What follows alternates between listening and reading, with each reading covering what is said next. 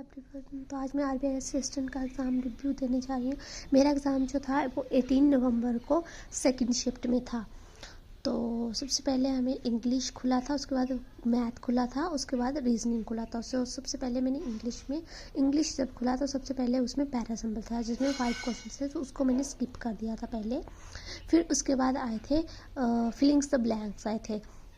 तो नहीं, उसके बाद एरर्स वाले क्वेश्चन आए थे। तो एरर्स वाले क्वेश्चन आए थे तो मैंने एरर्स वाले क्वेश्चन किए पहले, 5 क्वेश्चन उसमें थे।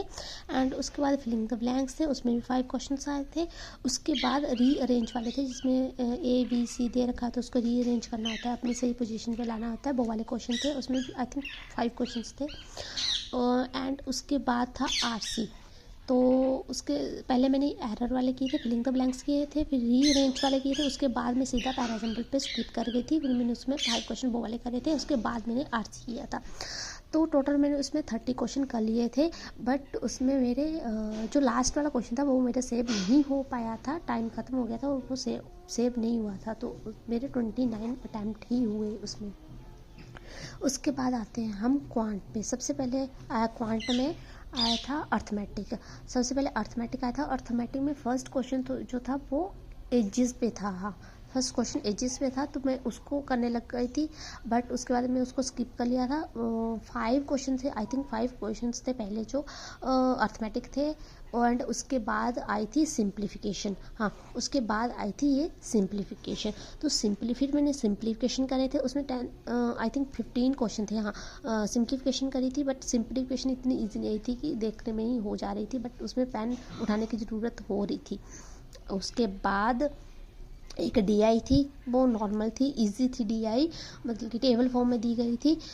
मैन्युफैक्चर दिए थे एंड सोल्ड दिए थे, और उसमें इजी थी, DI हो रही थी, डाटा सीधा सीधा दिया था। उसके बाद हमारे पास नंबर सीरीज़ थे। नहीं, उसके बाद अर्थमेटिक के क्वेश्चन थे बीच में, उसके बाद नंबर सीरीज़ थी। नंबर सीरीज़ भी इतनी ईजी नहीं थी।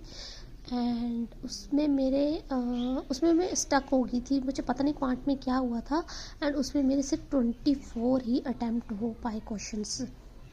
मुझे भी नहीं पता कि क्या हुआ क्या नहीं।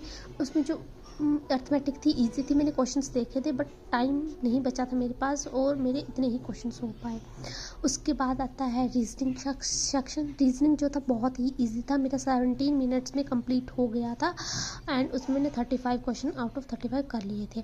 सबसे पहले रीजनिंग में खुला था आई थिंक पजल थी। हाँ, पजल थी एक। हाँ, उसमें पजल थी, एक स्क्वायर वेस्ट वाली पजल थी एंड एक फ्लोर वाली थी। उसके बाद सलोग थे। हाँ, सलोग आए थे। एंड एक हाँ, एक आया था फॉरवर्ड बैकवर्ड जो देखना होता है वो आया था। एंड उसमें सिंबल, लेटर सिंबल और डिजिट वाले कंबाइन मिसलिनियस सीरीज़ वाली वो मिसलिनियस के क्वेश्चन आए थे, वो बहुत इजी था। उसमें 35 आउट ऑफ 35 मैंने कर दिए थे। तो ओवरऑल जो मेरा अटैम्प्ट रहा था वो मेरा 88 रहा है अटैम्प्ट, जो मैंने चंडीगढ़ से फिल किया था फॉर्म। तो बहुत ही कम चांसेस है, 10% चांसेस हैं। ठीक है, जो किया ठीक किया है अपने हिसाब से, बाकी देखते हैं। और अपने भी अटैम्प्ट आप बताना कि आपका एग्ज़ाम कैसा हो, आपके अटैम्प्ट कैसे रहे। So all the best everyone, thank you so much.